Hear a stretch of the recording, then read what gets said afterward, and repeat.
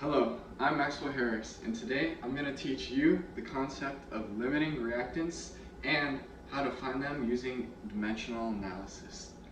In this problem, we have carbon monoxide and hydrogen gas reacting to create methanol. Suppose that 356 grams of carbon monoxide and 65 grams of hydrogen gas are mixed and allowed to react. What mass of methanol will be produced? To find this, we're going to have to determine which one is the limiting reactant. So, we're given that there's 356 grams of carbon monoxide. We can find the mass of carbon monoxide using our periodic table to cancel out the units and then convert it into moles. And once we find the moles of carbon monoxide, we can convert it into how many moles of methanol which will be produced. And that's determined by the coefficient given between the equation. So using dimensional analysis, we get 12.7 moles of methanol.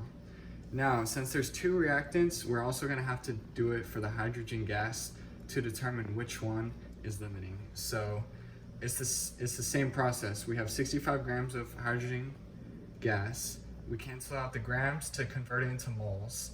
Now here, for every 2 moles of hydrogen gas, there's 1 mole of methanol. We find this by the coefficients in front of each equation, and we will get 16.12 moles. So in conclusion, carbon monoxide is the limiting reactant because it can create fewer moles of methanol than hydrogen gas. If you break down each of the reactants into components of hamburger, you can visualize that when you combine the patties with the bread, that there's only going to be able to create 3 hamburgers. This is because the patties are the limiting reactant, and you can only create as many hamburgers as you have patties.